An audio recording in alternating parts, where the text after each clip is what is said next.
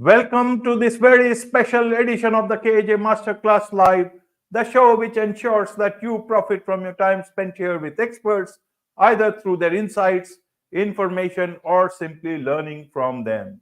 And today we have Jennifer Ginty. She is a mental health advocate and creator of My Moody Monster, a buddy to help with big feelings. Welcome to the show, Jennifer. Thank you so much for having me, Ajay. How are you today? I'm very good, and it's a pleasure to have you on the show, Jennifer. Indeed, you are welcome to the show. You are welcome to India in this online form, and I'm sure not just in India, but a lot of people across the world will benefit from what we are discussing right now. We'll be talking about emotional health, about family dynamics, and how people can better take care of their mental health. So, Jennifer, first to understand from you, about these big feelings. What are these big feelings you talk about in a time when people say that feelings are getting lost? What is this big feeling all about? Well, big feelings can be a wide range of understanding of emotions. I use big feelings as a term to help people to better understand uh, what children may be feeling when they have difficult emotions. So, what how I came about working with kids and learning more about emotional health is that I live with complex PTSD and depression, and that stems from childhood trauma. And throughout my years of therapy and working on my healing journey, I started to have a better understanding of emotional intelligence and emotional health for pretty much everyone. But one day I was in a therapeutic group and I was frustrated with my own symptoms. And I said, I wish I had a monster that I could rip apart and throw across the room and bang against the walls. And some of the people in the group were like, yeah, you should have that. And so I went home and I really started thinking about how can I create something that can help not only myself in my own emotional healing journey, but to help others and especially kids. Because kids don't have an understanding of why they're feeling what they feel and what triggers it. And, they don't have an understanding of how to cope with their feelings. And I have talked with so many people throughout the years, and a lot of us have not been taught how that emotions are valid, that all our emotions are valid. And we've been taught not to make people feel uncomfortable with our emotions. So don't be an angry girl, or, you're making this person uncomfortable with your crying. And I think that that's something that we really need to move forward with in teaching our kids that every feeling that we have is acceptable and why we have it. There's a reason why we have these feelings. So that is how I started to come up with my idea for my Moody Monster. Wonderful, wonderful, Jennifer. So now, in terms of family dynamics, a lot of family in different cultures are very much there, very supportive.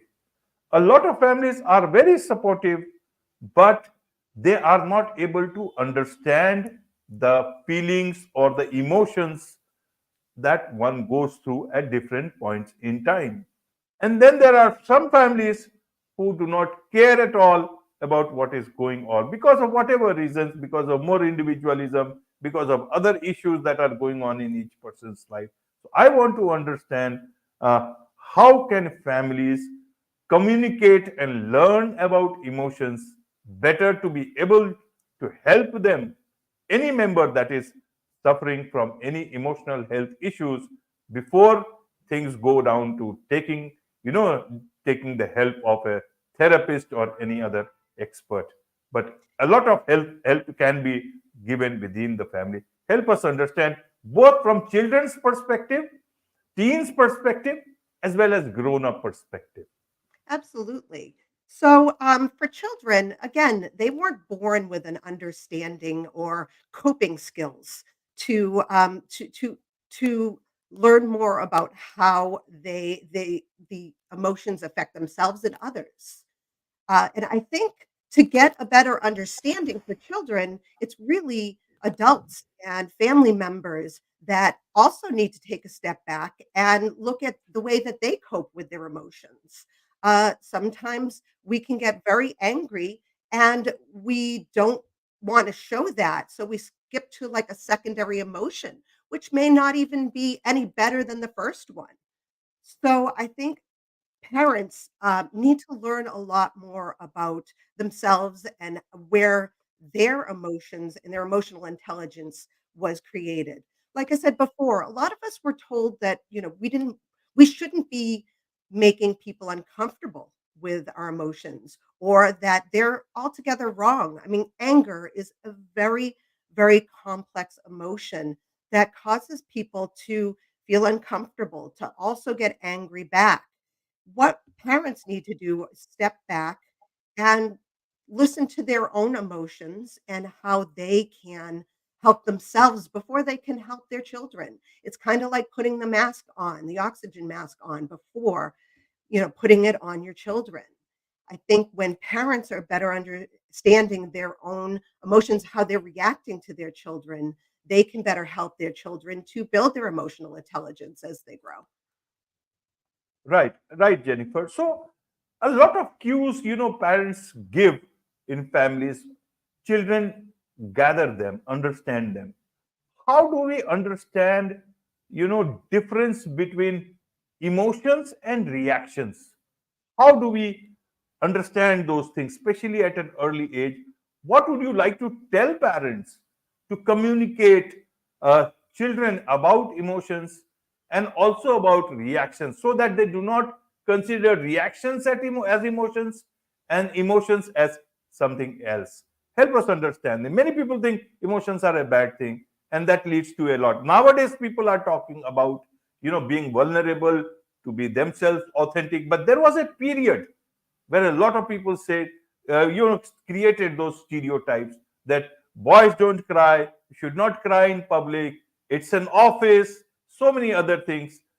People look at these things very differently. Help us understand this part, how we can reset some of the things, how we can, move forward in a better manner on this aspect of things. Absolutely. So I think that children with emotions and reactions, they don't have a specific set of reactions. They learn these reactions from their parents, how their parents react towards them when they feel the emotion themselves. For example, with anger, if a parent feels anger and does, and gives a reaction to a child that may make them feel unheard or even unsafe, a child is going to create a reaction back to that. So again, going back to the parents, and this is very, very difficult because as you've said, and I said, we've grown up with not being told that we are allowed to show our feelings. Stuff them down. Don't show them. That shows weakness. That kind of thing. And this goes across all cultures. And I think that parents need to show their children the best ways that they cope themselves in order for their children to build their own coping skills. Right, right, Jennifer. So now let's come down to your moody monster. You told a bit about it, but help us understand, what this moody monster is all about. How does it look? How does it work? And how is it is helping, families and children, which others, we teachers and therapists even have found it useful. I want to understand that. Absolutely. So this is Moody. So Moody is a pull apart monster. So you can rip their head off, you can throw it across the room, you can bang it around. Their arms and legs also come off. And it's super sticky. So it helps for the kids to really get out that feeling of aggression, that frustration. So when I created Moody, I spent a while on building the prototype, making sure that it was the perfect kind of feel, the tactile sensations, that again, that ripping, so that children can get that frustration that they're feeling in the moment out.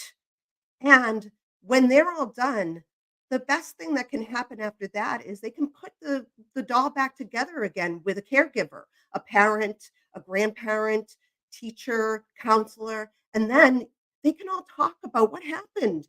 What made you react in that way? And what can we do next time to better cope? So I got Moody into some families, into some schools, and to therapists.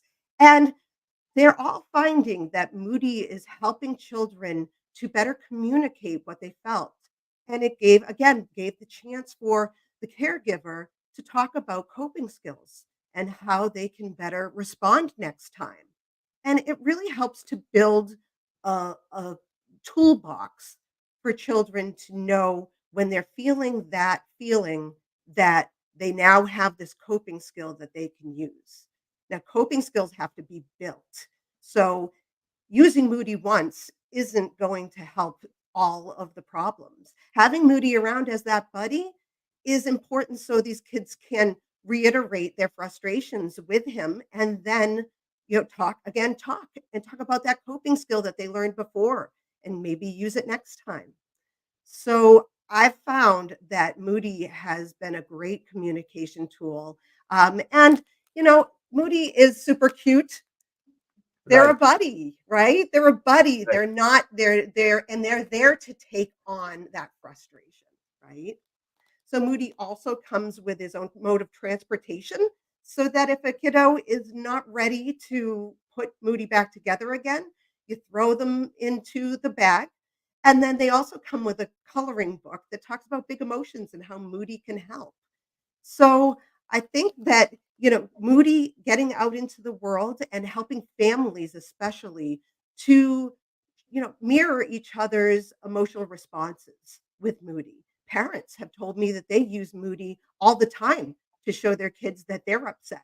And it's helped them also to curb, immediate reactions and to sit back and examine why they had that emotion and the reaction that they had with it. right, right, Jennifer. So, in terms of immediate reaction, Moody doll is fine. Moody Monster is good. How should we families look at issues which are much more deeper, and that needs a much more. For example, thing like PTSD or any other sort of a thing, and how should parents start looking at those things? Will Moody Monster give that immediate, reaction, some sort of insight into it if it's happening again and again? I want to understand all these correlations so that families can best use all the tools that they have got and understand children who may not be very communicative but may be communicating through their actions. Yes, yes. So, to answer the first part, PTSD and children, it's very important for parents and caregivers to know kids' triggers when it comes to trauma. So, if a child's been in a traumatic event, it really leaves a mark for them, not only mentally, but physically. It's something that they remember and their body remembers. So, one of the things I like to tell parents is that the children's reactions when they've been through a traumatic situation is normal.